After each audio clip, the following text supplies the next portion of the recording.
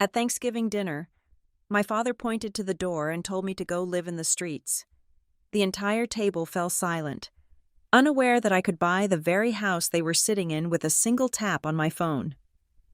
3 weeks later, they walked into a bank negotiation and realized the person holding their financial fate was the daughter they called useless. They had no idea I earned $25 million a year. My name is Jordan Oliver, and I was 32 years old when I sat at the far end of my parents' mahogany dining table in suburban Denver, watching the candlelight flicker against the beige linen tablecloths. The air inside the house was thick with the scent of roasted sage, turkey fat, and expensive vanilla candles. It was a smell designed to convince anyone walking through the front door that the people living here were happy, successful, and morally superior. The walls of the dining room were a shrine to the Oliver family legacy. There were framed photos of family ski trips to Aspen where everyone wore matching jackets, and sun-drenched portraits from beach vacations in Florida. In every single picture, my sister Brooke and my parents, Martin and Elena, looked like they had just stepped out of a catalog. I was there too, usually in the background, or slightly out of focus, or looking uncomfortable in clothes that my mother insisted were ladylike but felt like costumes. Tonight was Thanksgiving, the high holy day of performative family unity. The table was set with the good china, the plates with the gold rims that we were terrified of chipping when we were children. I was seated next to a distant cousin's toddler, a spot reserved for the irrelevant, far away from the center of gravity where my parents and Brooke held court. I wore a black blazer and dark jeans. To my mother, I looked underdressed. To anyone who knew textiles, the blazer was Italian cashmere and structured by a designer whose name my mother would not recognize because it was not sold in the local department store. But here, in this house, I was just Jordan the drifter, Jordan the disappointment. My father, Martin Oliver, stood up to make his annual toast. He tapped a silver spoon against his crystal wine glass, the sharp ring cutting through the low murmur of conversation. He cleared his throat, adjusting his tie. He looked the part of the patriarch perfectly, with his silver hair combed back and his cheeks flushed from the red wine. He started talking about gratitude. He spoke about the blessings of the year, about the health of the family, and about how proud he was of Brooke for opening her new wellness studio. Brooke beamed, tilting her head in that practiced, modest way she had perfected. She sat to his right, the golden child in her cream-colored silk dress, looking every inch the success story they wanted her to be. Then his eyes landed on me. The shift in his tone was subtle at first, a slight drop in warmth, a hardening of the jaw. He looked down the length of the table, past the turkey, past the centerpiece of autumn leaves and gourds, directly at me. "And though we have much to be thankful for," he said, his voice carrying to every corner of the room, "we also pray for those who have lost their way. It is a heavy burden for a parent to watch a child refuse to launch, to watch a 32-year-old woman still playing games on her computer, drifting from one vague project to another, without a real career or a real contribution to this family." The room went dead silent. The clinking of forks stopped. The cousin next to me froze. I felt the heat rise in my neck, but I kept my face completely still. This was not new. This was the Oliver family dynamic, distilled to its purest form. My father needed a villain to make his hero narrative work, and I was always the available antagonist. He was not finished. "Jordan," he said, addressing me directly now, "we love you. You know that. But love also means telling the hard truths. You come here, you eat our food, you sit at our table, but you bring nothing to the conversation. You are still living like a teenager, obsessed with your internet things, while your sister is out there building a real business. It is embarrassing. Frankly, it is time you woke up." I looked at my mother. Elena was sitting to his left. She did not look at me. She did not reach out to touch his arm and tell him that was enough. Instead, she picked up her linen napkin and dabbed the corner of her mouth, then smoothed the fabric over her lap. She was focused entirely on the presentation of the table, acting as if her husband was merely commenting on the weather. Her silence was a signature on his verdict. I looked at Brooke. She had a hand over her mouth, feigning shock, but her eyes were dancing. She was enjoying this. She loved the contrast. If I was the failure, she was the success. If I was the dark, she was the light. My humiliation was the fuel for her shine. I took a slow breath. I could have said something. I could have mentioned that the internet things he despised were actually complex data automation systems. I could have mentioned that the vague projects were consulting contracts with Fortune 500 companies. I could have mentioned that drifting was actually me managing a portfolio of assets that dwarfed his retirement fund. But I knew it would not matter. They did not want the truth. They wanted the narrative. Martin mistook my silence for shame. He seemed emboldened by the lack of resistance. He gestured grandly with his wine glass, pointing toward the front of the house. If you cannot respect the values of this family, Jordan, and if you cannot contribute like an adult, then maybe you should not be here. In fact, if you think the world is so easy, why don't you go out there and face it without us as a safety net? He leaned forward, his face twisting with a sudden, sharp cruelty. If you do not like it here, go live in the streets. Go live in the streets and see if that suits your aimless lifestyle better. The sentence hung in the air like smoke. Go live in the streets. A few relatives chuckled nervously, trying to diffuse the tension, assuming it was just Martin being dramatic. But I saw his eyes. He meant it. He wanted to hurt me. He wanted to break me down so he could build himself up as the benevolent provider who tolerates the black sheep. I did not give him the reaction he wanted. I did not cry. I did not scream. I did not beg for his understanding. I simply placed my napkin on the table, next to the plate of barely touched turkey. I stood up. The chair scraped against the hardwood floor, a harsh sound in the quiet room. I looked at Martin. I looked at Elena. I looked at Brooke. Okay, I said. My voice was steady, calm, almost bored. I turned around and walked toward the foyer. I could feel their eyes on my back. I could feel the confusion radiating from the guests who were not sure if this was part of the show or a real disintegration. I reached the coat rack and grabbed my long wool coat. I slipped it on, buttoning it methodically.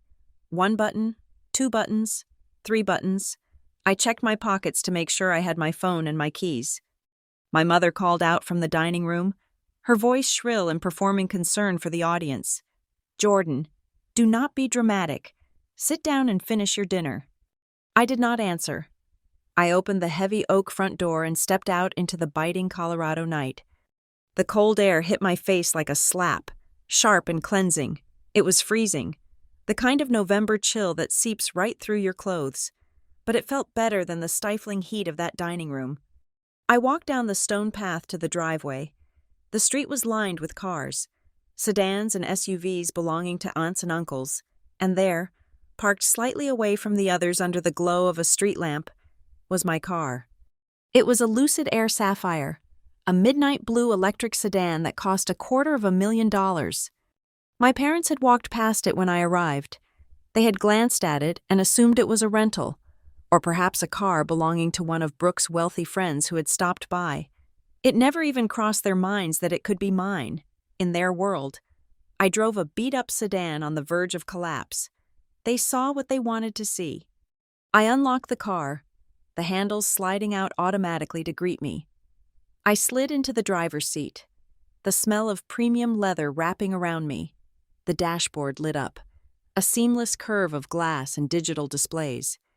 I sat there for a moment, my hands gripping the steering wheel. I thought about the email I had received that morning at 8 o'clock. It was the final countersigned contract for the sale of my second startup. The total buyout was 8 figures. The initial tranche of $25 million was scheduled to hit my account within 3 business days. I looked back at the house. The windows were glowing with warm, yellow light. I could see the silhouettes of people moving inside. They were probably laughing now, shaking their heads at poor, unstable Jordan who stormed out of dinner. Martin was probably pouring another glass of wine, feeling righteous. Brooke was probably telling everyone how hard she tried to help me. They thought they had just exiled a beggar. They thought they had cut off a leech. Martin had told me to go live in the streets. He thought he was taking away my shelter. He thought he was holding the keys to my survival. I pressed the start button, and the car hummed to life, a low, powerful sound that was barely audible. If they knew the truth, the dynamic in that room would have shattered instantly. If they knew that I could buy their house, their cars, and Brooke's entire wellness studio with the money I made in a single quarter, they would be fawning over me. They would be asking for investment advice. They would be begging. But they did not know, and that was my advantage. I put the car in reverse and backed out of the driveway, the tires crunching softly on the gravel. I took one last look at the house that I had grown up in, the house where I had learned to make myself small so others could feel big. Be careful what you wish for. Martin, I whispered to the empty car. You wanted me out. You wanted me to face the world on my own. I shifted into drive and pulled away, the instant torque of the electric engine pushing me back into the seat. As the house disappeared in the rearview mirror, swallowed by the darkness of the suburban night, I felt a strange sense of clarity settle over me. They had drawn the line. They had set the terms. Fine. If they wanted me to be a stranger, I would be a stranger. But they were about to learn that strangers are dangerous because you do not know what they are capable of. I drove toward the highway, leaving the suffocating perfection of the suburbs behind. I was not going to the streets. I was going back to Chicago. I was going back to my real life. And from this moment on, we were playing by my rules. As I drove east on Interstate 76, the silence of the electric engine allowed the ghosts of my childhood to catch up with me. My father's command to go live in the streets was not a sudden snap of anger. It was the final sentence of a paragraph he had been writing since I was 5 years old. To understand why I did not cry at that dinner table, you have to understand the house I grew up in. We lived in a small, manicured town just outside of Denver, the kind of place where neighbors measured their worth by the greenness of their lawns and the attendance record of their families at the Sunday morning service. The Oliver family was the gold standard. We were the family on the front row of the church pew, Martin in his suit, Elena in her pearls, and 2 daughters who were supposed to be the living proof of their parenting excellence. But in the Oliver household, there was only room for 1 star, and the role had been cast before I could even read. Brooke was the golden child. It was not just a title, it was an atmosphere that surrounded her.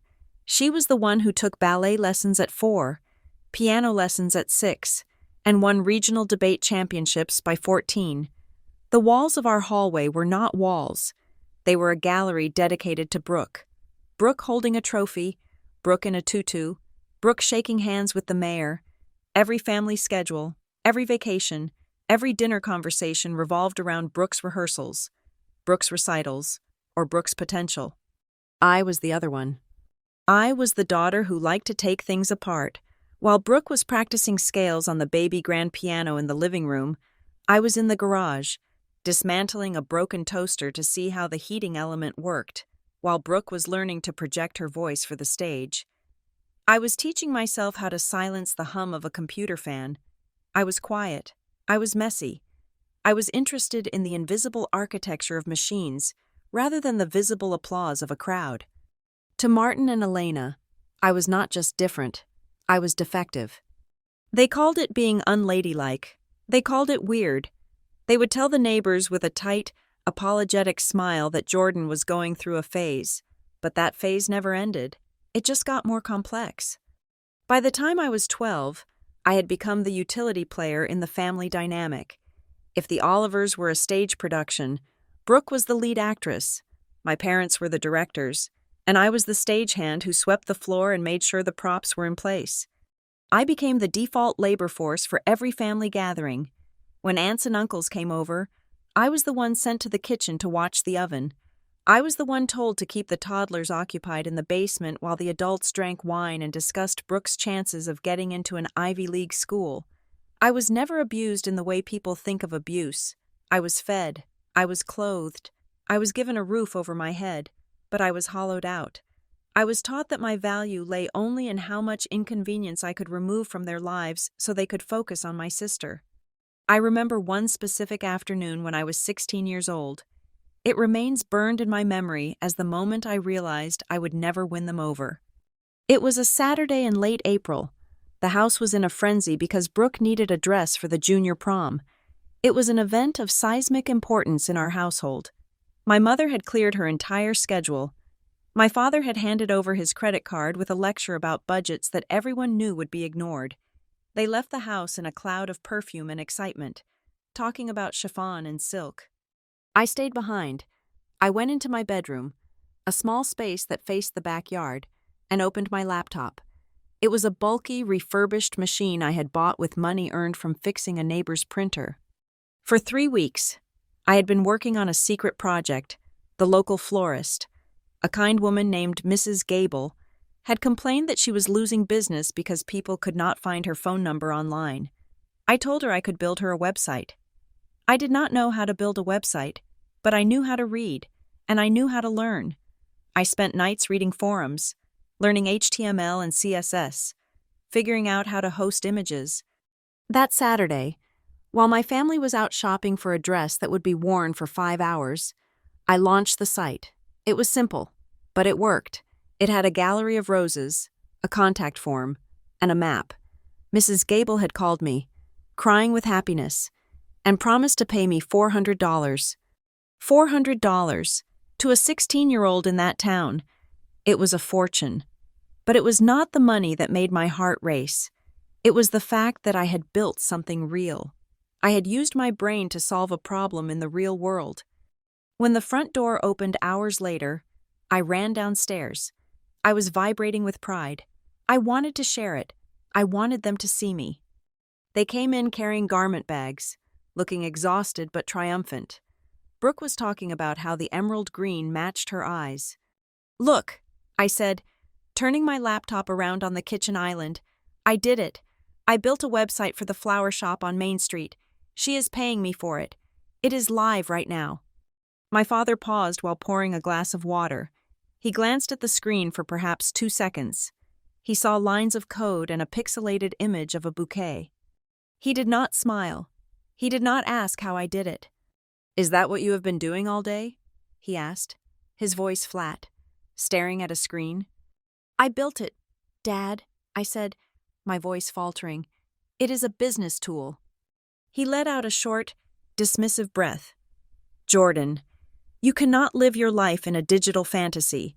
Do you really plan to make a living with blinking images on a screen? It is not real work. Real work involves people. Real work is what your sister does, engaging with the community. This is just playing video games with more typing." My mother chimed in, not looking up from the dress she was removing from the bag. "And you missed lunch. Jordan, the sink is full of dishes. If you have time to play on the computer, you have time to help keep this house clean." I closed the laptop slowly. The blue light of the screen disappeared, and with it, the only light I had felt in weeks. That was the lesson. In the Oliver house, respect was reserved for things the neighbors could see. They could see a prom dress. They could see a debate trophy. They could see a piano recital. They could not see code. They could not understand back-end infrastructure. Therefore, it was worthless. It was lazy. Every year, the Christmas card ritual reinforced this. We would dress in matching sweaters, red for the girls, green for the men, and stand in front of the fireplace. The photographer would say, "Cheese," and we would all flash our brightest smiles. We looked perfect. We looked harmonious. But the second the shutter clicked and the photographer began packing his gear, the smiles would drop like heavy curtains. My parents would immediately turn on me. "Why didn't you stand up straighter, Jordan? Why is your hair so flat? Brooke, you look like an angel. Sweetie, Jordan, hopefully, we can Photoshop that expression off your face." Then came the kitchen arguments. I would sit on a stool, listening to them discuss my hopeless future as if I were not in the room. They worried aloud that I would never find a husband because I was too intellectual, too sharp, too unavailable. They worried I would never hold a steady job because I refused to follow the traditional path of nursing or teaching that they had mapped out for me. They sent those cards to 300 people. 300 people looked at that photo and thought, "What a blessed family." They did not know that the girl on the left was counting the days until she could leave. There was only one person who saw through the fog. My cousin Danny. Danny was 3 years older than me, the daughter of my father's estranged brother. She was the black sheep of her side of the family, mostly because she dyed her hair pink and refused to get married at 22. Whenever the extended family gathered, Danny would find me. She would find me hiding in the pantry or sitting on the back porch steps, and she would just sit down next to me. She did not tell me to smile. She did not tell me to be more like Brooke. She would ask, "What are you building now, Jay?" I remember telling her about the flower shop website a few months after it happened. I was still stinging from my father's rejection. Danny listened. She really listened. She asked about the code. She asked about the hosting, and then she looked at me with a seriousness that terrified me. "You know they are wrong, right?" she said. I shrugged, picking at a loose thread on my jeans. "They say it is not a real job." Danny shook her head. "They say that because they are scared of things they cannot control. You speak a language they will never learn. That makes you powerful. Jordan, and people like Uncle Martin hate anyone who's powerful in a way they cannot understand. Keep building. Just don't tell them. Keep building. Just don't tell them." That became my mantra. That advice was the seed that grew into my double life. I stopped showing them my projects. I stopped talking about the coding competitions I won online. I stopped mentioning the money I started making when I was 18, fixing software bugs for companies in California remotely. I let them believe what they wanted to believe. I let them believe I was the drifter. I let them believe I was the failure. It was safer that way. If they thought I had nothing, they would ask for nothing. If they thought I was aimless, they would stop trying to steer me, even if it meant they would critique my lack of direction. As the years went by, the gap between their perception and my reality became a canyon. They saw a woman who worked odd jobs and lived in a small apartment. I saw a portfolio growing by 40% year over year. But no amount of money could buy the one thing I secretly, stupidly craved. I wanted them to look at me the way they looked at Brooke. I wanted my father to raise a glass to me without adding a caveat. I wanted my mother to brag about me to her bridge club. But as I drove through the darkness toward Chicago, leaving the perfect family behind in their dining room, I realized that child inside me, the 16-year-old with the laptop, needed to stop waiting. They had not just rejected my work, they had rejected my essence, and tonight, by telling me to go to the streets, they had set me free. I checked the dashboard clock. It was nearly midnight. The little girl who wanted to be seen was gone. The woman who controlled the ledger was taking over, and unlike the 16-year-old girl, this woman did not need their permission to exist. She just needed a signal. And my phone, sitting on the passenger seat, buzzed with a message from Danny. "I heard what happened. Are you okay?" I smiled, a cold, sharp smile that felt entirely new. "I am better than okay," I whispered. "I am ready." The drive back to Chicago took 14 hours, but the distance felt more like traveling between two different planets. When I finally pulled my car into the private underground garage of my building in the Loop, the silence of the Oliver dining room was replaced by the low, rhythmic hum of the city. I took the elevator up to the 45th floor, the doors sliding open directly into my foyer. My apartment was nothing like the cluttered, carpeted shrine to mediocrity I had just left in Denver. It was 4,000 square feet of polished concrete, floor-to-ceiling glass, and minimalist Italian furniture. From my living room, I could look down at the Chicago River winding through the canyon of steel skyscrapers, the water reflecting the city lights like a moving oil painting. To the west, I could see the sparks flying from the L train as it rattled around the Loop, a gritty reminder of the city's heartbeat. My father had told me to go live in the streets. I walked over to the window and looked down at those streets. They were tiny from up here, just veins in a body that I had learned to navigate with surgical precision. This was the irony that choked me every time I thought about it. To Martin and Elena, I was a drifting failure, a woman who played on computers because she could not handle the real world. To the tech sector in Chicago, and increasingly in Silicon Valley, I was the co-founder and majority shareholder of Hexalum Integra. It was a name that meant nothing to my family. If I had told them, they would have assumed it was a video game or a scam. But in the world of enterprise data, Hexalum was a titan.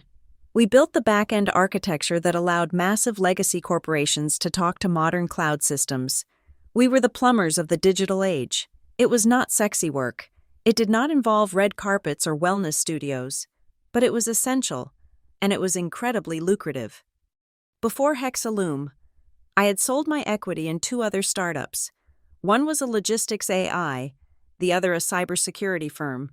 Between those exits and my current dividends, my taxable income last year was just over $25 million. I walked into my kitchen, which was larger than the entire ground floor of my parents' house, and poured myself a glass of sparkling water. I leaned against the marble island, the cool stone grounding me. I had kept this secret for a decade. At first, it was out of fear. When I made my first $100,000 at 22, I had called my mother, excited. Her reaction was to ask if I had done something illegal, and then immediately suggest that since I had extra cash, I should pay for Brooke's new car because the family pulls together. That was the moment the wall went up. I realized that in the Oliver family, my failure was my identity, but my success would be treated as communal property. If they knew I was wealthy, they would not respect me. They would just consume me. They would see my bank account as a resource to fund their lifestyle and Brooke's endless stream of vanity projects. They would take the credit for raising me to be successful while simultaneously criticizing how I made the money. So I let them think I was struggling. I let them think the penthouse was a friend's place where I was crashing. I let them think the designer clothes were thrift store finds. It was a painful disguise, but it was the only way to keep ownership of my own life. Here in Chicago, I did not have to hide. My phone pinged with a calendar reminder. I had a board meeting in 10 minutes. I walked into my home office, a room soundproofed and equipped with 3 high-resolution monitors. I sat down in my ergonomic chair, put on my headset, and logged into the secure video conference. 6 faces appeared on the screen. These were men and women who ran hedge funds, managed venture capital firms, and engineered systems for the government. "Good morning, Jordan," said Marcus, the CEO of a partner firm based in London. "We have reviewed the acquisition proposal for the data center in Virginia. The price tag is $42 million.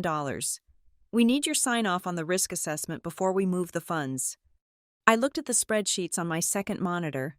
I scanned the columns of numbers, my brain shifting instantly into the gear that my father claimed didn't exist. I saw the patterns. I saw the leverage points. "The valuation is sound," I said, my voice steady and authoritative, "but the operational costs are underestimated by 12%. Adjust the OPEX budget to account for the cooling system upgrades, and you have my approval. Let's authorize the initial tranche of $15 million by Tuesday." "Understood," Marcus said. "Taking notes, we will make the adjustment." "Thank you. Jordan, good catch." The meeting lasted 40 minutes. We discussed numbers that would have given my father a heart attack. We moved capital across borders with a few keystrokes. In this digital room, nobody cared that I did not have a husband. Nobody cared that I did not smile enough in family photos. They listened to me because I was right. They respected me because I delivered. When the screen went black, the silence rushed back in. I took off the headset and rubbed my temples. The adrenaline of the deal faded, leaving behind the dull ache that had traveled with me from Colorado. I opened another tab on my browser. It was the dashboard for the Oliver Tech Scholars Program. This was my quiet rebellion. Every year, I funneled $2 million into a scholarship fund for high school students from rural Colorado, kids like the girl I used to be, kids who liked to take apart toasters and write code in their basements. I paid for their tuition, their laptops, and their housing. I scrolled through the letters from the latest recipients. One boy from a town just 10 miles from my parents' home wrote that without this money, he would have had to work at his father's hardware store forever. He was going to MIT in the fall. I should have felt proud. I should have felt complete. I was changing lives. I was building an empire. I was sitting in a tower of glass and steel that I had bought with my own brain and my own grit. But then I looked at the framed photo on my desk. It was the only photo of my family I kept. It was candid, taken years ago. I was in the background, looking at my father, clearly waiting for him to turn around and notice me. He never did. I closed the browser tab. It is a strange tragedy to be able to buy anything in the world except the one thing that matters. I could buy the bank that held my parents' mortgage. I could buy the hospital where I was born. But I could not buy a single sentence of genuine pride from Martin Oliver. I stood up and walked back to the living room window. The city was fully awake now, a grid of amber and white lights stretching to the horizon. My father's voice echoed in my head. "You bring nothing to the table." I pressed my hand against the cold glass. "I earn $25 million a year. Dad," I whispered to the reflection of the city, "I employ 300 people. I build the systems that keep your bank running." But it did not matter. To him, I was just the girl who wouldn't launch. The realization hit me harder than it ever had before. I had spent my entire adult life building this fortress of success, subconsciously hoping that one day I would reveal it to them, and they would finally love me. I thought that if the number in the bank account was big enough, it would fill the hole where their affection was supposed to be. But that was a lie. I looked at the L train snake its way between the buildings. I was not striving for their love anymore. That was the old Jordan. The new Jordan, the one who had walked out of that house, was realizing something terrifying. If I stopped trying to impress them, and if I stopped trying to hide from them, what was left? Revenge? Justice? Or just the cold, hard truth? My phone buzzed again. It was an automated alert from my personal banking system. The quarterly distribution from Hexaloom had hit my account. Another $6 million added to the pile. I looked at the notification and felt nothing. No joy, no excitement, just the cold utility of resources. "Well," I said aloud to the empty room, "if I cannot buy their love, I might as well buy their attention." I turned away from the window. The sadness was evaporating, replaced by the same cold, calculating focus I used in board meetings. They wanted me to live in the streets? Fine, I would not live in the streets, but I would make sure they understood exactly who owned the pavement they walked on. I sat back down at my computer, but this time I was not opening a spreadsheet for work. I was opening a new folder. I named it Thanksgiving. It was time to stop being the victim of their narrative and start being the author of my own. I had the capital, I had the skills, and for the first time in 32 years, I had absolutely nothing to lose. The silence in my Chicago apartment was usually my sanctuary, a vacuum where I could think, code, and breathe without the suffocating weight of expectations. But in the 3 days following Thanksgiving, the silence felt different. It felt heavy. It felt charged with the static of a storm that was raging 500 miles away in Colorado. I tried to throw myself back into work. I had a backlog of system architecture updates for Hexaloom Integra that required my absolute focus. I sat at my desk, surrounded by the hum of my servers, staring at lines of code that usually sang to me like sheet music, but every time I blinked, the afterimage of my father's face appeared behind my eyelids. "Go live in the streets." The phrase was on a loop in my mind. It played when I poured my morning coffee. It played when I stood in the shower. It played when I lay in my bed with the Egyptian cotton sheets that cost more than my parents' entire dining room set. It was not just an insult. It was a curse. He had not just told me to leave. He had wished for my ruin. He had pointed to the door and essentially hoped that I would fall off the edge of the earth. My phone sat on the corner of my desk, face down. I had kept it that way for 48 hours, dreading the inevitable fallout. I knew my family. I knew that the scene at the dinner table was not the end of the event. It was merely the opening act of a campaign to control the narrative. When the vibration finally came, it was a long, insistent buzz that rattled against the glass surface of the desk. I flipped it over. It was a message from Danny. "Jordan, I need to tell you what Aunt Elena is saying at the church prayer circle. Call me." A cold knot tightened in my stomach. My mother did not gossip. She broadcasted. She used the guise of concern and prayer requests to dismantle people's reputations with surgical precision. I picked up the phone and typed back, "I am at my desk. Just text it to me. I do not think I want to hear the tone of voice right now." Danny's reply came through 30 seconds later, a block of gray text that made my blood run cold. "She is telling people you were evicted. She told Mrs. D. Gable and the pastor that you lost your apartment in Chicago because you could not pay the rent. She said you showed up at Thanksgiving looking for money, and when Uncle Martin tried to give you tough love about getting a real job, you ran away. She is saying you are currently homeless, or at least couch surfing with some college friends because you have nowhere to go." I stared at the screen, my mouth slightly open. The audacity of the lie was breathtaking.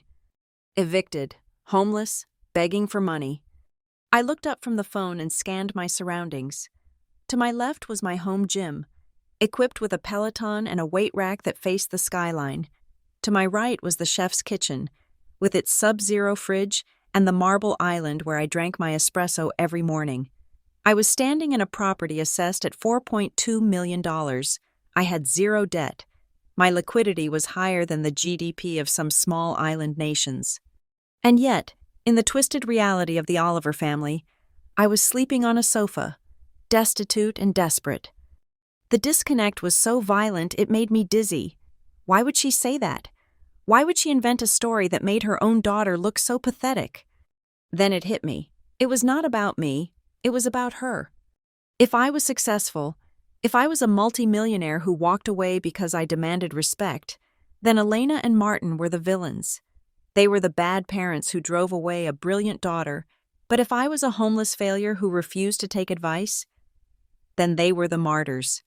They were the long-suffering saints who had tried everything to save their wayward child. They preferred a broken daughter to a strong one, because a broken daughter served their script.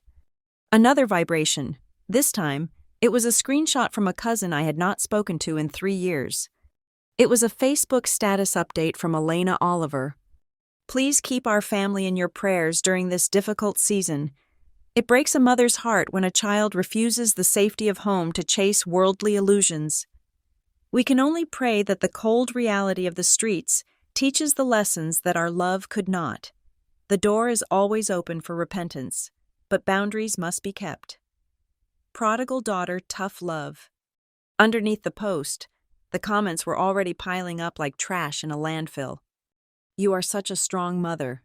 Elena, stay firm." Sending prayers.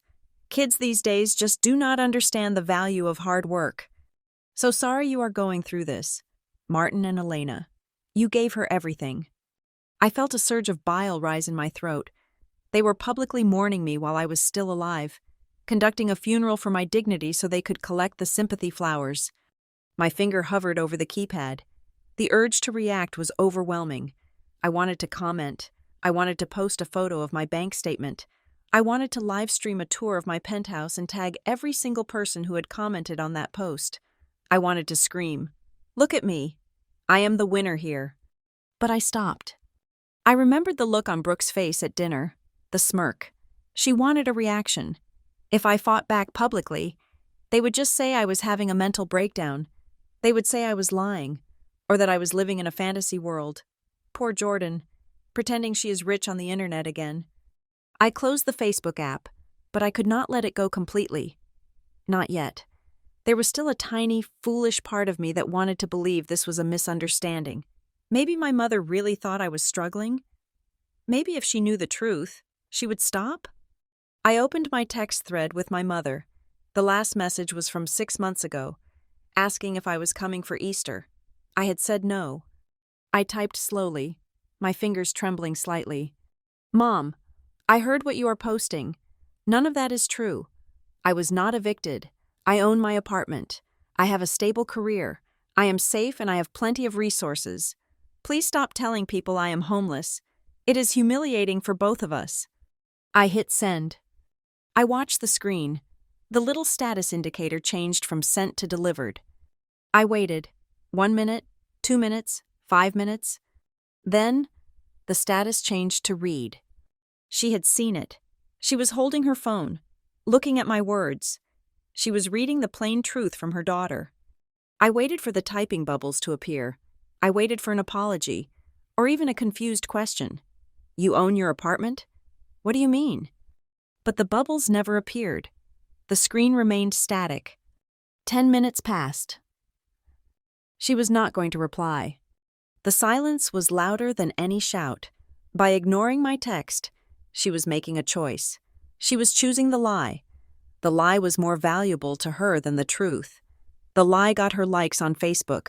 The lie got her sympathy at the grocery store. The truth, that I was powerful, independent, and wealthy, gave her nothing. In fact, the truth threatened her because it meant she had no control over me. I set the phone down on the cool surface of the desk. A strange calm washed over me, replacing the anger. It was the clarity of a diagnosis. For years, I had thought they just didn't understand me. I thought that if I could just explain myself better, show them my achievements, they would get it. But they weren't blind. They were refusing to see. I looked out the window at the gray Chicago sky. The clouds were low and heavy, pressing down on the spires of the city. They wanted a tragedy? Fine, but they had cast themselves in the wrong roles. They thought they were the audience watching my downfall. They did not realize they were the ones standing on the trapdoor. I picked up my phone one last time. I did not text my mother again. I did not reply to Danny. I did not post on Facebook. I went to my settings and turned off notifications for everything except my business contacts and my legal team. I am done explaining, I said to the empty room. My voice was low, devoid of the tremor that had been there an hour ago. If you want to tell the world I am a beggar, then I will let you believe it. I will let you think I am weak. I will let you think I am desperate, because a desperate enemy is the one you never see coming. I walked over to the wall where I kept my project whiteboards. Usually, these were filled with flowcharts for data migration or API structures. I grabbed the eraser and wiped the center board clean. The markers squeaked against the white surface, erasing the logic of my work life to make room for something personal. I picked up a black marker and uncapped it. I did not write a list of insults. I did not write a diary entry about my feelings. I wrote one word in the center of the board, in capital letters. Leverage.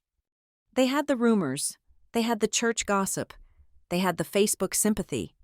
But I had the capital, and soon, I would find out exactly where their financial skeletons were buried. The buzzing in my head, my father's voice telling me to go to the streets, finally stopped. It was replaced by the cold, mechanical hum of a plan clicking into gear. I capped the marker and took a step back. You want a story? Mom? I whispered. I'm going to write you a story, but you are not going to like the ending. It was a Tuesday morning, 5 days after I had driven away from Denver. When the ground shifted beneath my feet, I was not standing on an earthquake fault line. I was sitting in my ergonomic office chair, sipping a lukewarm espresso, scrolling through the administrative inbox that filtered out the noise from my primary business email. Most of it was junk, invitations to webinars, updates on software licenses, automated receipts. I was about to select all and delete when a subject line caught my eye. It was innocuous, the kind of boring legal phrasing that usually signals a terms of service update. Action required. Confirmation of guarantor status. Refinancing file. 922. The sender was a law firm based in Boulder, Colorado. I frowned. I did not have any business dealings in Boulder. My real estate portfolio was strictly in Chicago and New York. My investments were global, but I avoided Colorado for obvious reasons. I hovered the mouse over the delete button, assuming it was a phishing scam, but something made me pause. The domain name of the law firm looked legitimate. I opened the email. Dear Miss Oliver, per the compliance requirements of First Alpine Bank, we are verifying the contact information for all guarantors attached to the secured loan for the property at 4205 Maple Drive. Please sign the attached affidavit confirming your current address and income stability to maintain the favorable interest rate on the revolving credit line. My heart stopped. 4205 Maple Drive was my parents' address. I did not move for a long time. The hum of the server rack in the corner seemed to grow louder, filling the silence of the room. Why would a bank need to verify my contact information for their house? I clicked on the attachment. It was a 20-page PDF. My hand was steady on the mouse, but my stomach felt like it was filling with lead. I scrolled past the legalese, past the property descriptions, until I reached the page titled Borrower and Guarantor Structure. There, in black and white, were the names. Primary borrower, Martin Oliver. Co-borrower, Elena Oliver. Guarantor, Jordan Oliver. I stared at my name. It looked alien on the page, trapped in a box next to a liability clause. I read the line regarding the principal amount. Total secured facility, $450,000. I felt the blood drain from my face. $450,000. This was not a small mortgage update. This was a massive influx of cash. I read the use of funds section. Purpose: renovation of primary residence and capital injection for Serenity Ridge Studio. The room spun slightly. Serenity Ridge Studio, that was Brooke's business. The successful wellness center that my father had bragged about during his Thanksgiving toast. The business that made Brooke the golden child while I was the drifting failure. They were funding it with debt, and not just their debt, my debt. I scrolled frantically to the bottom of the document. I needed to see the signature page. If my name was on the loan, there had to be a signature. I zoomed in on the last page. There it was, Jordan Oliver. I leaned closer to the monitor, my breath hitching in my throat. It was my signature. The loop of the J, the sharp slant of the O, the way the N trailed off at the end. It was perfect. But I had not signed this. I had never seen this document in my life. The date next to the signature was from 14 months ago. I checked my digital calendar. On that date, I was in London closing a deal for Hexaloom. I was 4,000 miles away from Colorado. I closed my eyes, and suddenly, a memory from years ago flashed in my mind like a strobe light. I was 24. I was visiting home for a weekend. My father had come into the kitchen with a stack of papers. "Jordan, honey," he had said, his voice casual and warm. "The accountant needs some signatures for the old education savings account we had for you. Just a formality to close it out so we do not get taxed." He had put 3 pages in front of me. I had signed them without reading, desperate to get back to my book, desperate to be the helpful daughter. And then another memory.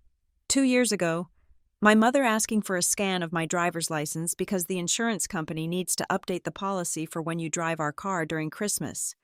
I had given them everything they needed. I had handed them the loaded gun, and they had waited until I wasn't looking to pull the trigger. This was forgery. This was fraud. But the horror was just beginning. If they had forged this, what else had they done? I opened a new browser window and navigated to the credit monitoring service I used for my background checks. Usually, I only looked at my score, which was perfect. I rarely dug into the line-by-line report because I knew exactly what I owned. I requested a full, forensic-level credit report. It took 30 seconds to generate.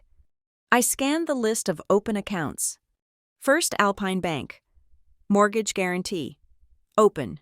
Chase Business, Inc. Revolving credit. Open. I froze. A business credit card. I clicked on the details. Account name: Oliver Family Ventures, LLC. Authorized user: Brooke Oliver. Secondary guarantor: Jordan Oliver. Balance: $58,000. Status: past due, 30 days. They had opened a credit card in my name 3 years ago. They had maxed it out, and now they were missing payments. I pushed my chair back from the desk, the wheels rolling silently over the hardwood. I stood up and walked to the window, but I did not see the city. I saw red. This was not just about money. I made $25 million a year. $450,000 was an amount I could lose in a bad week of stock trading and not lose sleep over. No, this was about the narrative. For years, they had looked me in the eye and called me useless. They had told me I was a burden. They had told me to go live in the streets. And all the while, They were living in a house renovation paid for by my credit score. Brooke was playing the successful entrepreneur in a studio that was literally underwritten by the sister she mocked. I was not the black sheep. I was the piggy bank. I was the safety net they despised but refused to let go of. They treated me like an airbag in a car. They kept me packed away in the dark, invisible and unappreciated, but they made damn sure I was installed just in case they crashed the car. And they were crashing the car. A cold realization washed over me, chilling me deeper than the Chicago winter. If they defaulted on this loan, and judging by the inquiry from the law firm, they were on shaky ground, the bank would not just take their house, the bank would come for me. They would garnish my wages, they would freeze my assets. And in my world, in the world of high-stakes tech finance, a judgment for fraud or unpaid debt was a death sentence. I sat on the boards of 3 major companies. I had security clearance for government contracts. If a bank sued me for $500,000 of defaulted debt, I would be flagged as a financial risk. I could lose my board seats. I could lose my contracts, my reputation, which I had built brick by brick without their help, would be stained by their incompetence. They were not just stealing from me, they were endangering the empire I had built to escape them. I turned back to the computer. The shock was gone. The hurt, the little girl inside who just wanted her dad not to steal her identity, was silenced. In her place was the CEO of Hexaloom Integra. I did not call my parents. I did not scream. I did not cry. I sat down and opened a folder on my encrypted drive. I named it Evidence. I began to download everything. I saved the PDF of the loan agreement. I took screenshots of the digital signature. I downloaded the full credit report. I traced the metadata of the emails. I went to the Secretary of State website for Colorado and looked up Oliver Family Ventures, LLC. I downloaded the Articles of Incorporation. There it was again. My name listed as a non-voting member, a silent partner added without consent. I worked for 3 hours straight. I built a timeline. I cross-referenced the dates of the loans with the dates of their lectures about my irresponsibility. June 2021. Martin lectures me about saving money for retirement. 2 days later, they draw down $50,000 from the credit line guaranteed by my name. December 2022. Elena tells the relatives I am struggling to find my way. That same week, they use the business card to buy $20,000 worth of equipment for Brooke's studio. It was pathological. It was a masterclass in gaslighting. When I finished, I had a dossier that could send my father to prison for bank fraud and strip my mother of every asset she pretended to own. I looked at the file on my screen. Evidence, zip. I picked up my phone. I saw the text thread with my mother, the one where she had left me on read. They thought they had cast me out. They thought they had cut ties with the dead weight. They had no idea that by trying to sever the relationship, they had just handed me the weapon that would end them. I did not feel guilty. I felt a terrifying sense of clarity. I navigated to my contacts and found the number for Grant Cooper. He was the most aggressive financial litigation attorney in Chicago. He cost $1,200 an hour, and he was worth every penny. I hit the call button. It rang once. Jordan, Grant's voice was smooth, professional. I usually do not hear from you on a Tuesday. Everything all right? No, Grant, I said, my voice flat and hard as steel. I have a situation. I need you to clear your schedule for tomorrow morning. We are going to audit a bank. What kind of audit? He asked, sensing the shift in my tone. The kind where we find out how my parents stole my identity to build a wellness center. I said, and Grant? Yes?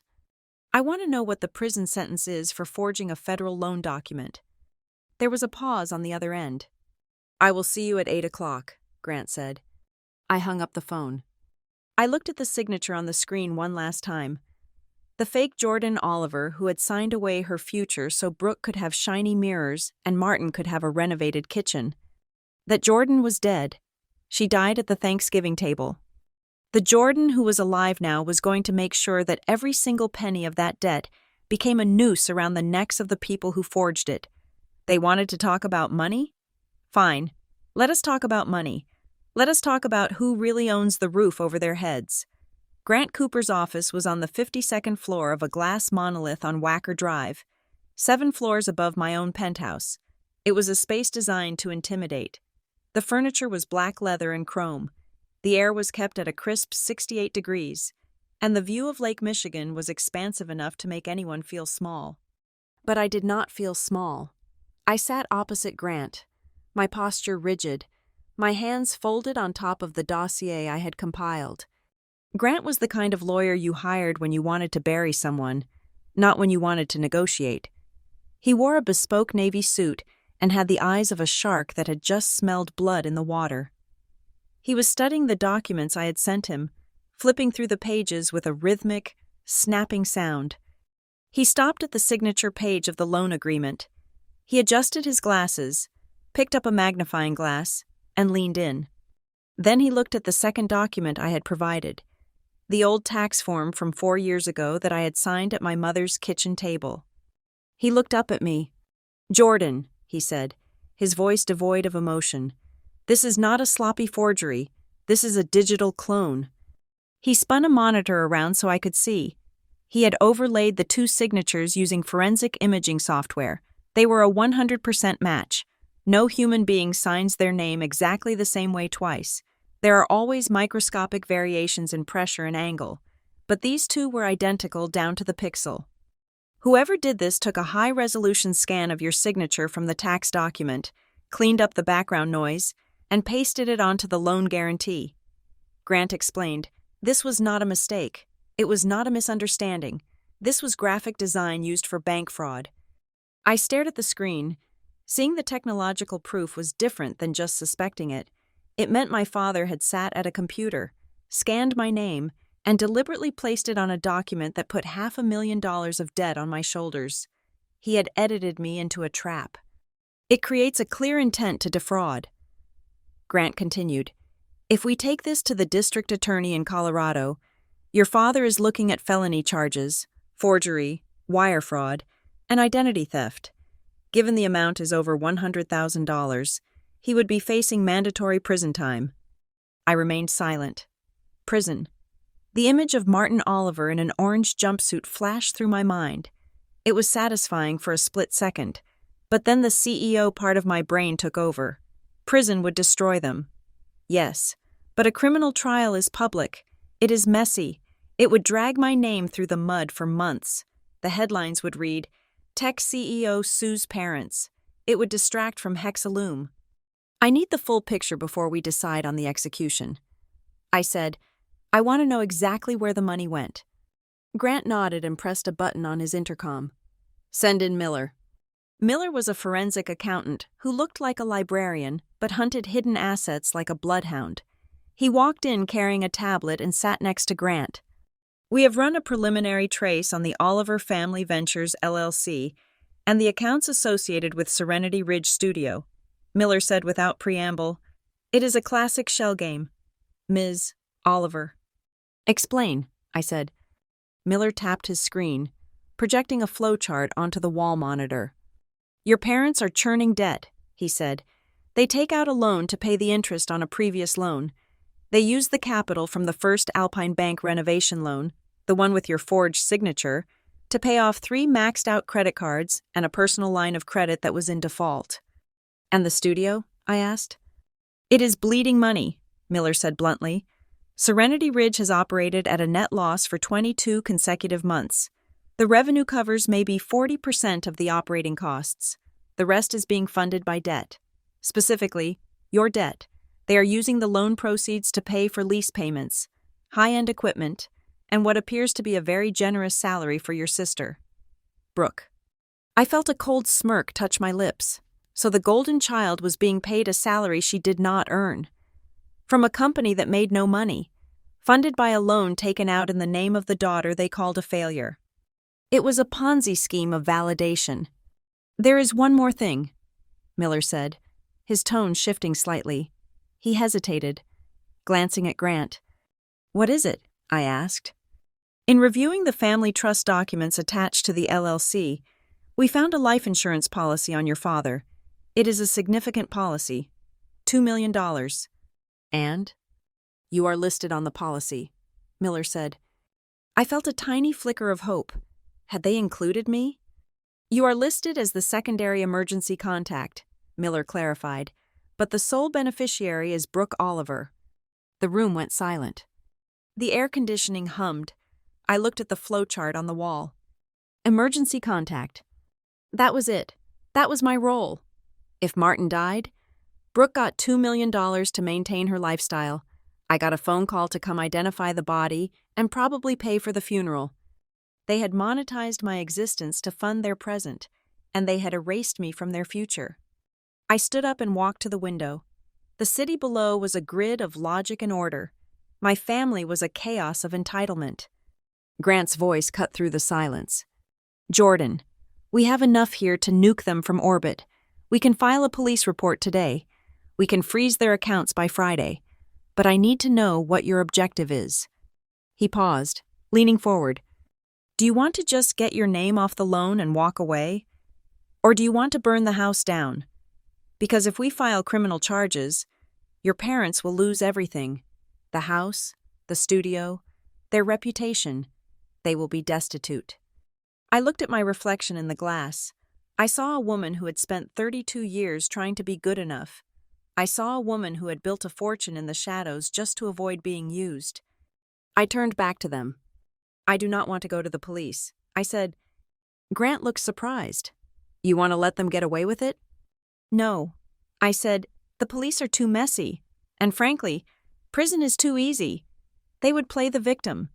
They would tell everyone that their ungrateful daughter threw them in jail over a misunderstanding. They would become martyrs. I walked back to the table and placed my hands flat on the leather surface. I want control. Grant, I want absolute, undeniable leverage.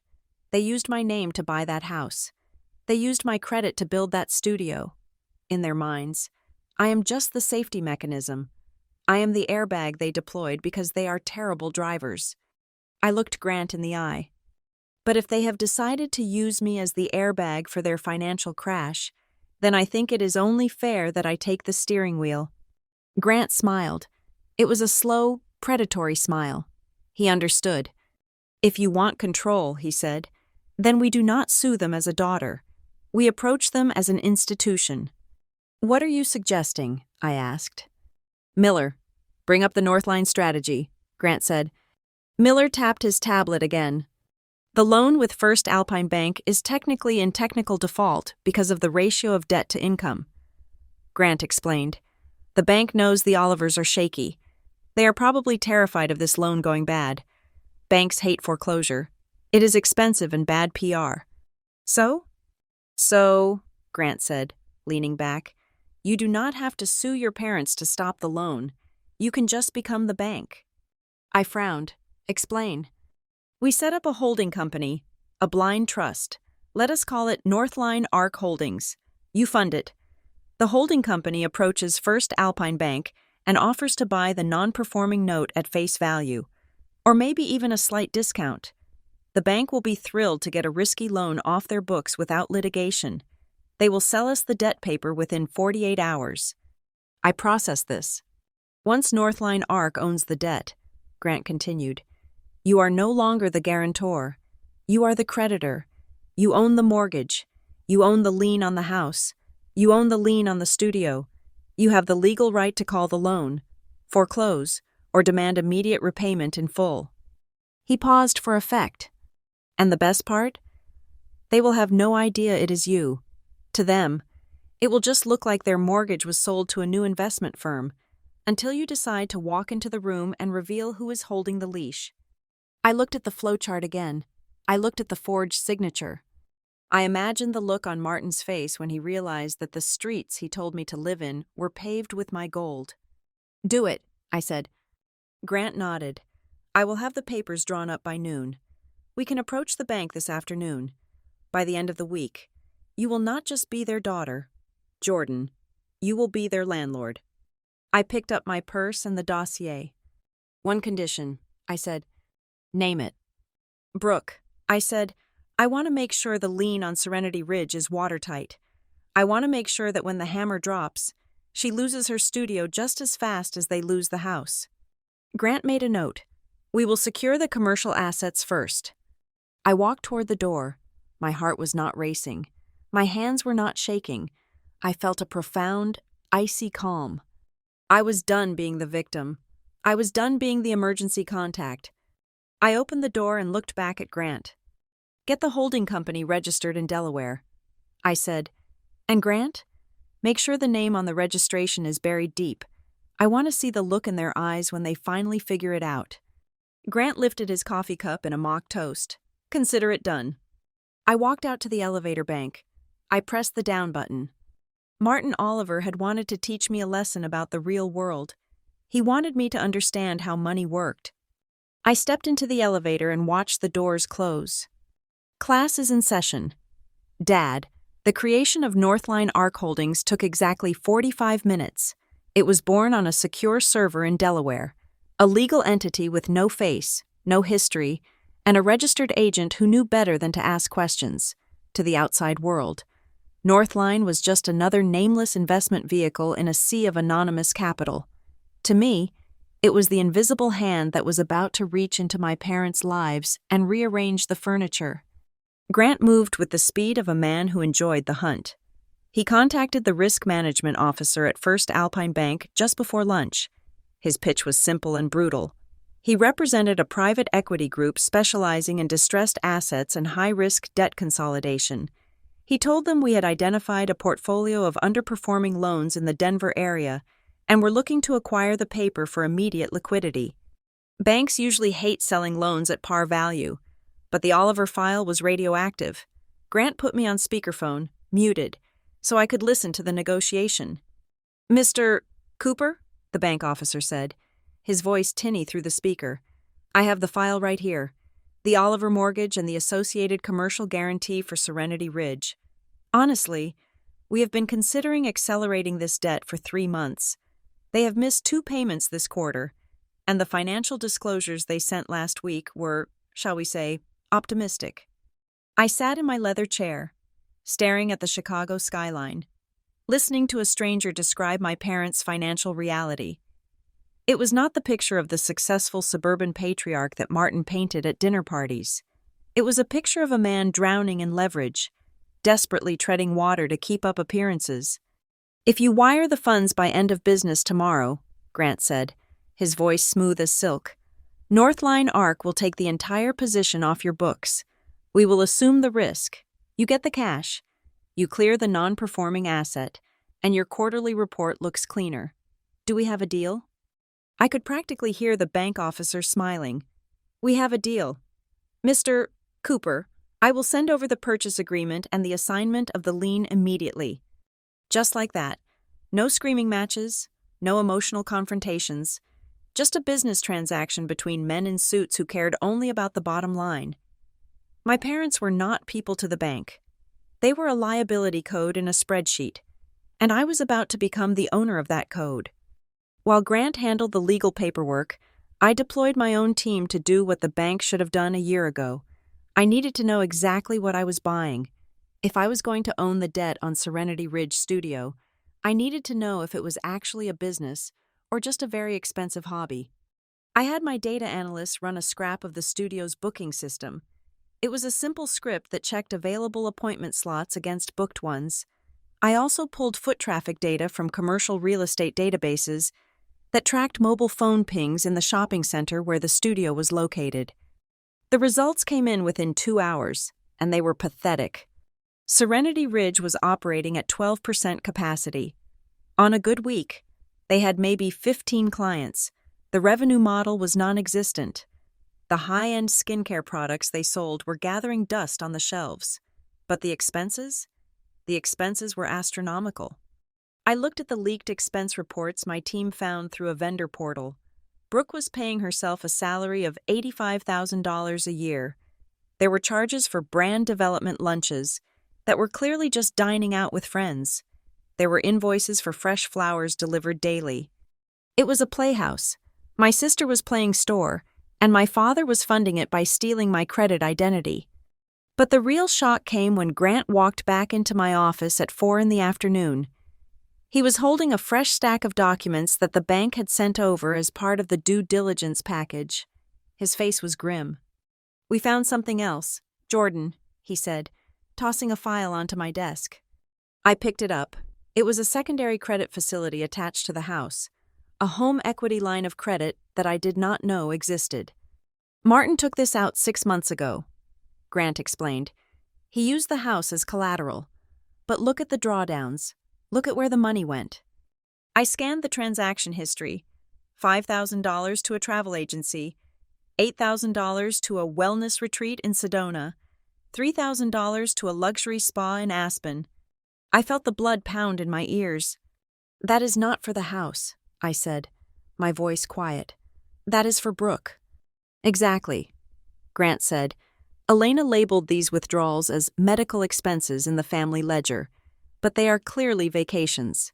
They are calling them healing retreats for Brooke's mental health. I closed the file. The sheer weight of their entitlement was suffocating. They were burning the equity of their home, the only real asset they had left, to send Brooke on vacations, while simultaneously telling everyone I was homeless. They were cannibalizing their own future to feed the golden child's ego, and they had forged my signature to keep the whole machine running because they had tapped out their own credit years ago. "This changes things," I said. "How?" Grant asked. "If I just buy the main mortgage, they can still crash the ship with this secondary line," I said. "They could default on this travel loan, and the secondary lender could force a sale of the house, complicating my position. If I'm going to do this, I need total control. I need to be the only creditor in the room." I looked at Grant. "Buy this one too." Grant raised an eyebrow. "You want to buy the secondary line?" "That is another $70,000 of bad debt. Jordan, you are essentially paying for your sister's spa treatments." "I am not paying for them," I said, standing up. "I am buying the receipt. I am buying the evidence. If I own this debt, I own the paper trail of their frivolity. When I sit down with them, I do not want them to be able to deny it. I want to be able to show them exactly how much their healing cost me." Grant nodded slowly. "I can make the call. The secondary lender is a smaller outfit. They will be even more desperate to sell than the bank." "Do it," I said. "Clear the board. I want Northline Arc to be the alpha and omega of the Oliver family finances." By Friday morning, the stage was set. I sat in my office, watching the progress bar on my secure banking terminal. We were initiating the wire transfer. The total amount was substantial, over $500,000 to acquire the primary mortgage, the business loan, and the secondary line of credit. It was a lot of money, but it was not an expense. It was an acquisition. I clicked confirm. Transaction approved. Funds transferred. I let out a breath I did not know I was holding. It was done. In the digital ledgers of the banking system, the name First Alpine Bank was deleted from the column marked Lender, and Northline Arc Holdings was typed in its place. My parents were waking up in a house they no longer owed to a bank. They owed it to a shell company. They owed it to me. Grant walked in a moment later, holding a bottle of sparkling water. "Congratulations," he said. "You are officially the owner of 4205 Maple Drive and Serenity Ridge Studio." I took the water, but I did not drink. I looked at the confirmation screen. "Do they know?" I asked. "Not yet," Grant said. "The bank will send them a standard notice of transfer in the mail. It will look like junk mail. Dear borrower, your loan has been sold to Northline Arc Holdings. Please direct all future payments to this new address. They probably will not even read it until the 1st of the month." I smiled. It was a cold, sharp smile. "Good," I said. "Let them have one last weekend of ignorance. Let them have one last Sunday dinner where they feel superior." Grant sat down on the edge of my desk. "You know the reality of this, right?" he asked seriously. "Now that you are the lender, you hold the cards. If they miss a payment, and they will, you have the right to foreclose. You have the right to seize the business assets. You have the right to evict them." He paused. "From now on, they have to talk to you like they talk to the bank, with respect, with fear." I turned my chair to face the window. I looked down at the city, at the thousands of people rushing through the streets. My father had told me to go live in those streets, He had tried to cast me out into the cold.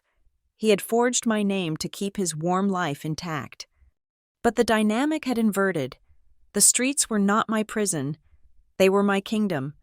And the house he thought was his castle was now just an asset in my portfolio. The road has changed. Dad, I whispered to the glass. I was no longer the daughter seeking approval. I was the institution seeking compliance. I turned back to Grant. Draft the letter, I said. Which letter? The notice of default, I said. They are 30 days past due on the business card, and the mortgage is technically in breach because of the forgery clause we identified. I want everything ready. Grant stood up, smoothing his suit jacket. You are going to call the loan? He asked. I shook my head. Not yet. I'm going to invite them to a meeting. I want to look them in the eye when they find out.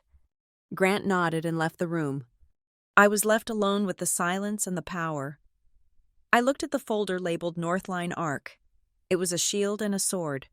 For the first time in my life, I was not afraid of going home. Because I was not going home as a child. I was going home as the owner. Stonebridge Hall was the kind of restaurant my father loved because it felt like a private club for people who owned yachts. Even though most of the patrons were just middle management burning through expense accounts, it had dark mahogany paneling, thick velvet curtains that blocked out the Denver afternoon, and waitstaff who whispered rather than spoke. I sat at the head of a long, polished table in the private dining room named the Churchill Suite. To my right sat Grant Cooper. To my left lay a single black leather portfolio, closed. The room was silent except for the ticking of a grandfather clock in the corner. It had been 3 days since I authorized the wire transfer. 3 days since Northline Arc Holdings became the sole owner of every debt my parents had. I had asked Danny to relay the message. The new investment firm holding the debt was willing to meet for a workout session to discuss the terms of the default before initiating foreclosure. Danny had played her part perfectly. She told them it was a Hail Mary pass. She told them they needed to look their best. I checked my watch. It was 6 o'clock on the dot. The heavy double doors opened. My father, Martin, walked in first. He was wearing his best navy suit, the one he wore to weddings and funerals. He looked thinner than I remembered from Thanksgiving, his skin slightly gray under the recessed lighting, but he held his chin high. He was projecting the image of the misunderstood patriarch, the man who was just one lucky break away from fixing everything. My mother, Elena, followed him. She was wearing a tweed jacket and clutching her handbag with white knuckles. Her eyes were darting around the room, assessing the cost of the furniture, probably calculating if this setting meant the investors were rich enough to be lenient. And then there was Brooke.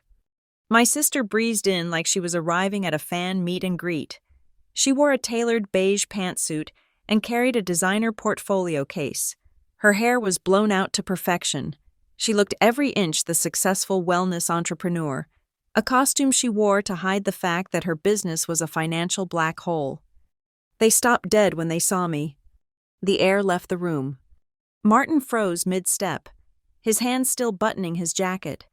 Elena gasped, her hand flying to her throat. Brooke just frowned, looking confused, as if the seating chart had been messed up. "Jordan," my mother said, her voice trembling, "what are you doing here?" She looked from me to Grant, and then a look of sudden, desperate relief washed over her face. "Oh, thank God." She exhaled, rushing forward a few steps. "Did Danny tell you?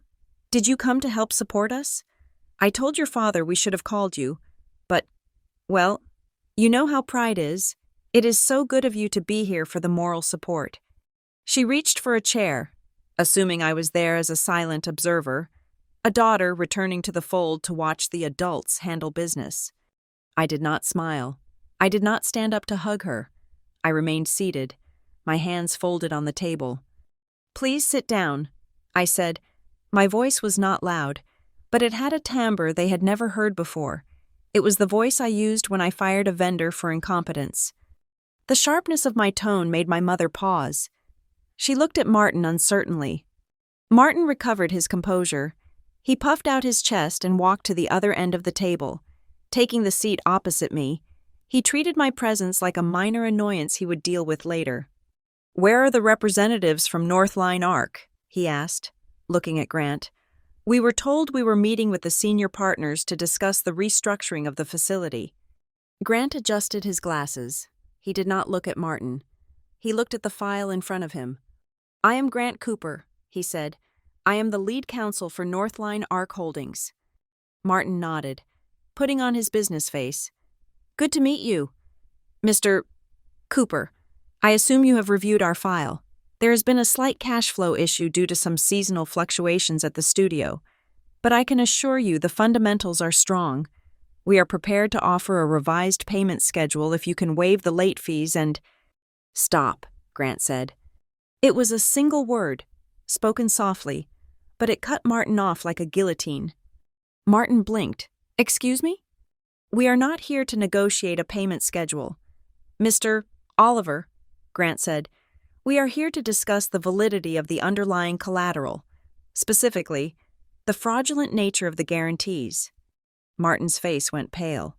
"Fraudulent? Now see here, if this is about a few missed dates." Grant reached out and slid the black leather portfolio across the mahogany table. It spun slowly, sliding over the polished wood until it came to rest directly in front of Martin. "Open it," Grant said. Martin hesitated. He looked at Elena, who was biting her lip. He looked at Brooke, who was scrolling on her phone under the table, clearly bored. Martin opened the folder. The first page was a summary sheet on Northline Arc Holdings letterhead. It listed the assets acquired: the mortgage on 4205 Maple Drive, the commercial loan for Serenity Ridge, the home equity line of credit. And right in the center of the page, in bold, black type, was a single line of text: beneficial owner and managing partner, Jordan Oliver. I watched his eyes scan the page. I watched the moment his brain processed the words. His pupils dilated. His mouth opened slightly, then closed, then opened again. He looked up at me, his eyes wide with a mixture of shock and horror. It was the look of a man who had walked into a lion's den expecting to find a house cat. What is this?" he stammered. Brooke looked up from her phone. "What is what?" Martin shoved the folder toward her. Brooke read it. She frowned, reading it again. Then she looked at me, her eyes widening into saucers. "Wait," she said, her voice shrill. "You? You are the bank?" The silence that followed was absolute. It was heavy and suffocating. Elena looked at the paper, then at me. She laughed, a nervous, high-pitched sound. "That is silly," she said. "Jordan doesn't have this kind of money. Martin, it is a mistake. It must be a different Jordan Oliver." "It is not a mistake, Mother," I said. I leaned forward, resting my elbows on the table. "I bought your debt," I said calmly. "Every single cent of it. I own the mortgage on the house you kicked me out of. I own the loan on the studio Brooke is pretending to run. And I own the credit line you used to send her to Sedona last month." Martin was shaking his head, trying to reassemble his reality. "But how? You work on computers. You live in an apartment." "I run a data automation firm that generated $25 million in personal income for me last year." I said, "I did not buy this debt with a loan. Dad, I bought it with cash." The number hung in the air. $25 million. Brooke's jaw actually dropped.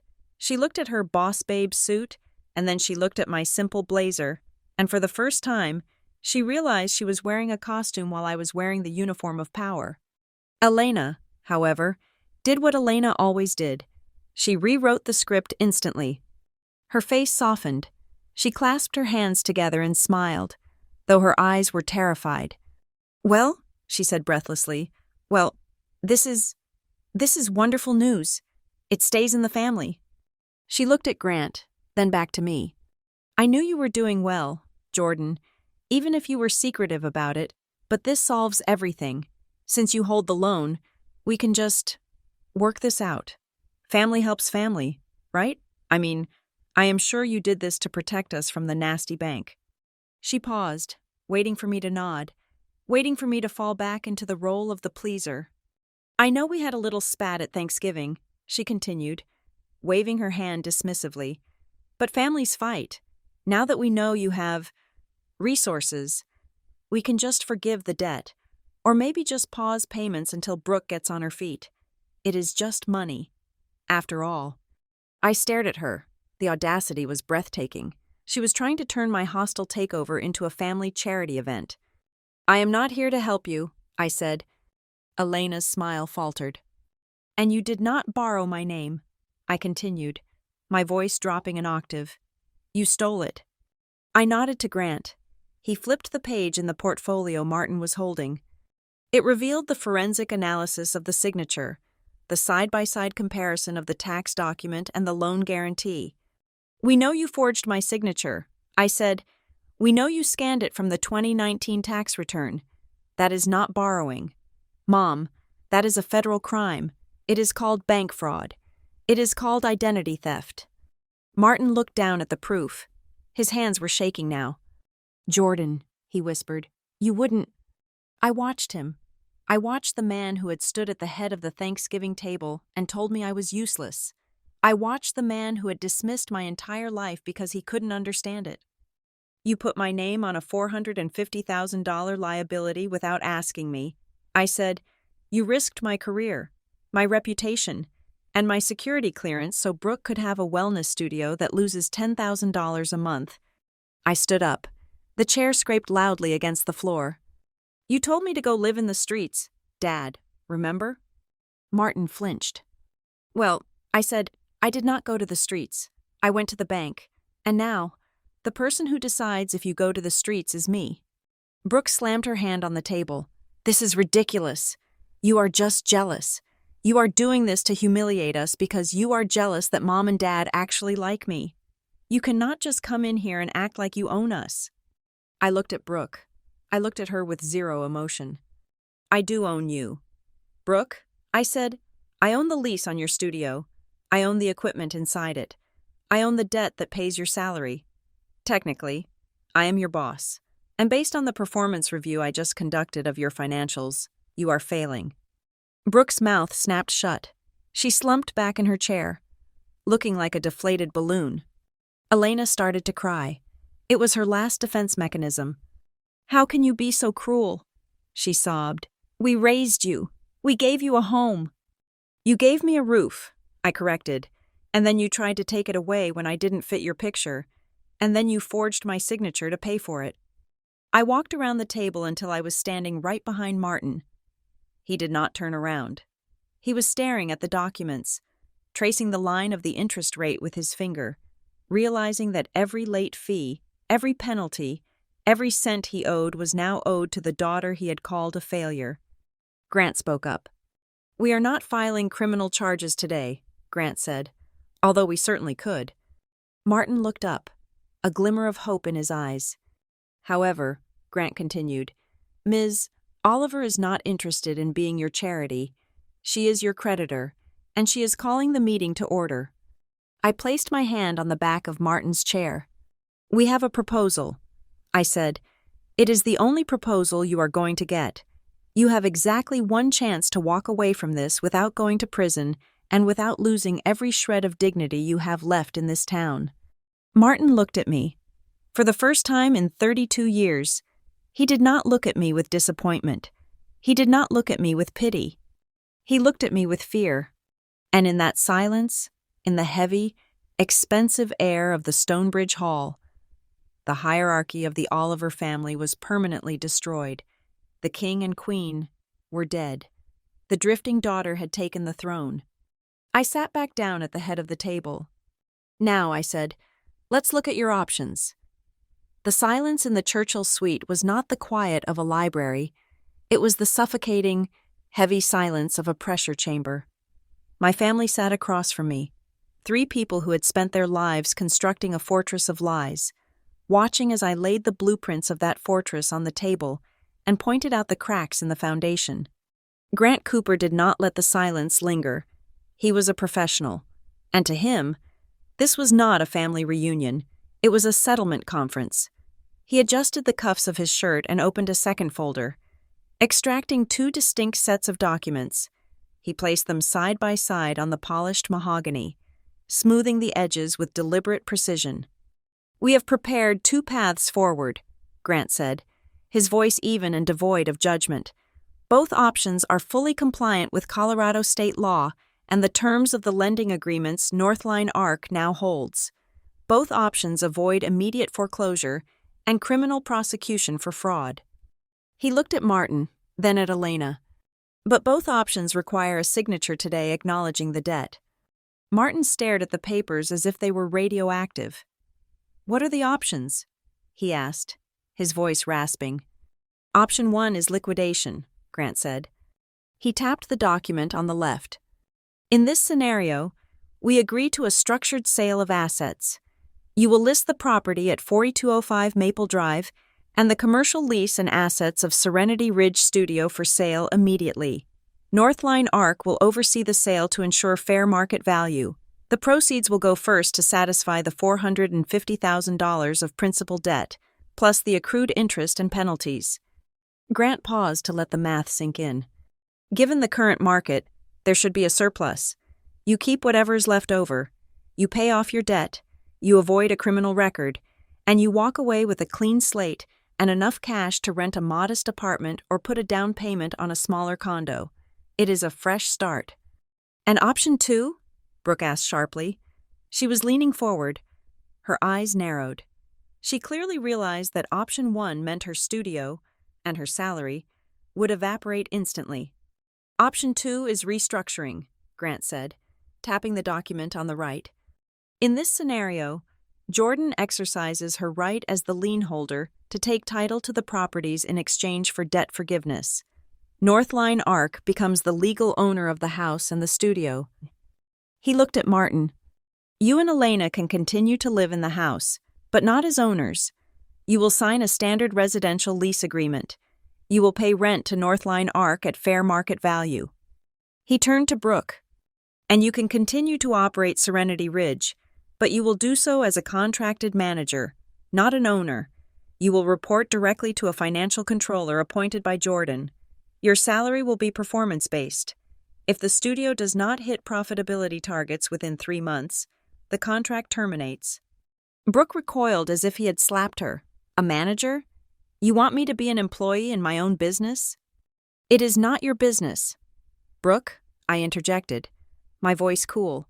"It is a liability funded by stolen credit. But yes, those are the financial terms." "However," Grant continued, raising a finger, "option 2 comes with a non-financial stipulation. It is a mandatory clause for the restructuring agreement to be valid." He slid a single sheet of paper toward them.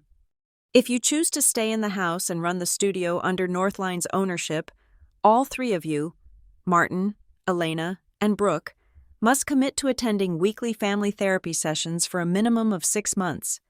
Martin frowned. "Therapy? We go to church. We talk to the pastor." Grant shook his head. "Not a pastor.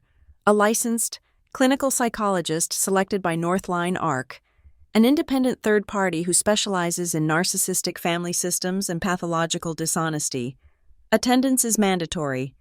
Missing 2 sessions constitutes a breach of contract, resulting in immediate eviction."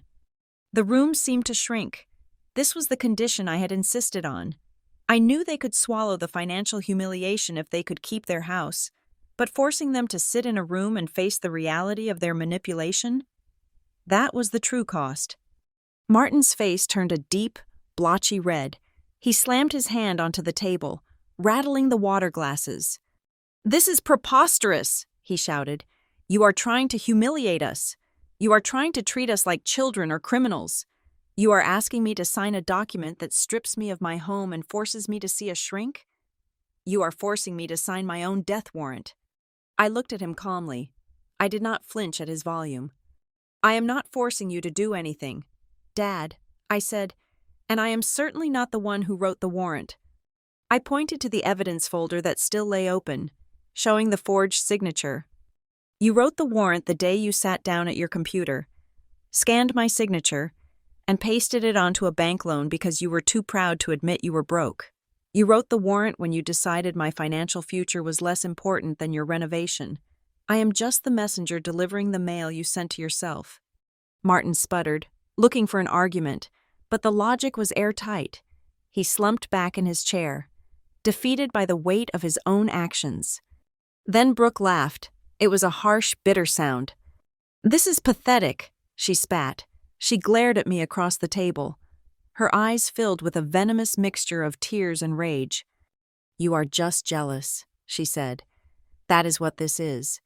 You cannot stand that Mom and Dad are proud of me. You cannot stand that I am the one they actually like. So now you are using your money to buy the control you never had. You are trying to buy their love. Jordan, you think if you own the house, they will finally have to pay attention to you." I looked at my sister. I saw the fear behind the anger. She was terrified. Her entire identity was built on being the special one, the talented one. Without the studio and the parents' praise, she was just a 35-year-old woman with no resume and a maxed-out credit card. "You are wrong." "Brooke," I said softly. I leaned in. "I do not want their love. I spent 30 years trying to earn it, and I realized it is a currency that has no value because it is counterfeit. I do not want to buy them. I want to divorce them." I looked at all three of them. "I am not doing this to get a seat at the table. I am doing this to make sure you never drag me under the table again." Elena, who had been weeping silently into a handkerchief, finally looked up. Her mascara was running, but her eyes were sharp with panic. "Jordan," she said, her voice shaking, If we choose option 1 and sell the house." She swallowed hard. "Will people know? I mean, will it be public record? Will the neighbors know that Northline Arc forced the sale? Or can we say we are just downsizing?" I stared at her, even now, facing the loss of her home and the exposure of her husband's crime. Her primary concern was the opinion of the people next door. She was not worried about my trust. She was not worried about Martin's morality. She was worried about the narrative. That was the final nail in the coffin of my childhood. I looked at Grant. "This is exactly why option 2 exists," I said to my mother, "because you are addicted to the image. You care more about looking like a good family than being one." I stood up. The power in the room shifted with me. "I do not want your money," I said. "I have plenty. I do not want your apology, because I know you do not mean it. I do not even want your praise." I placed my hands on the edge of the table and leaned over them. "I just want my name back. I want my credit report to be clean. I want my liability to be 0. And I want to ensure that the next time you decide to live beyond your means, you do it with your own signature." Grant closed the folders. The sharp snap of the leather echoed like a gavel. He looked at his watch. "You have 7 days to make a decision," he said, "by 5 o'clock next Wednesday. We need a signed agreement for either option 1 or option 2. If we do not receive it, Northline Arc will file the notice of default and simultaneously file a police report regarding the identity theft to secure our insurance claim." Martin looked up, his face gray. 7 days? 7 days, Grant confirmed. I picked up my purse. I did not say goodbye. There was no need. The relationship of parent and child had left the room long ago, replaced by the relationship of debtor and creditor. I turned and walked toward the heavy double doors. As I reached for the handle, I looked back one last time. They were sitting frozen around the table, the remnants of their pride scattered among the legal documents. It was a dark reflection of the Thanksgiving dinner just 3 weeks ago. Then, they had been the judges, and I had been the outcast. Now the table was turned, and the meal was cold. I pushed the doors open and walked out into the cool evening air of Denver, leaving them to argue over the price of their illusions. The 7 days following the ultimatum at Stonebridge Hall were the longest and quietest of my life. I returned to Chicago the next morning, leaving Grant to handle the tactical warfare while I waited in the silence of my penthouse. I expected a barrage of phone calls. I expected my mother to leave weeping voicemails, or for Brooke to send long text message manifestos about sisterhood and betrayal. But my phone remained silent. The information came through back channels. Danny called me on the 3rd day. Her voice lowered, as if she were speaking from inside a bunker. They are scrambling. Jordan, she told me. Uncle Martin has met with 3 different lawyers. He is trying to find a loophole in the forgery statute. He is trying to argue that because you were a member of the family, there was implied consent for him to use your signature. I laughed, a dry, humorless sound. Implied consent to commit a felony? Good luck with that. Danny sighed. They are desperate. Aunt Elena went to the pastor. She is spinning this story that you are having a mental breakdown and that this whole Northline Arc thing is a delusion you created. She is trying to get the church elders to intervene. I felt a flash of the old anger, but I tamped it down. Let them talk. The documents were signed. The debt was real. No amount of prayer circles could erase a forensic match on a forged signature. But on the 6th day, the desperation turned ugly. Grant forwarded me a link to a local community forum in Denver, a digital town square where neighbors complained about HOA fees and lost dogs. There was a new thread, posted anonymously by a user named ConcernedNeighbor88, but the syntax was unmistakably my mother's. The title read, Warning, Heartless Tech Industry Daughter Evicts Elderly Parents. The post was a masterpiece of fiction. It described a devoted, self-sacrificing couple who had given their daughter everything, only for her to turn around and use confusing legal loopholes to steal their home in their twilight years. It painted me as a cold, ungrateful monster who had abandoned her family to chase greed in the big city. I sat in my office, the blue light of the screen illuminating the dark room. I read the comments. Strangers were piling on, calling me a vulture, saying I should be ashamed. A month ago, this would have broken me. I would have rushed to defend myself. I would have posted the receipts. But now, I just felt a profound sense of validation. This post proved exactly why option 2, the option where we stayed together and went to therapy, was impossible. They were incapable of introspection. Faced with the consequences of their own theft, their instinct was not to apologize, but to assassinate my character. I took a screenshot of the post and emailed it to Grant.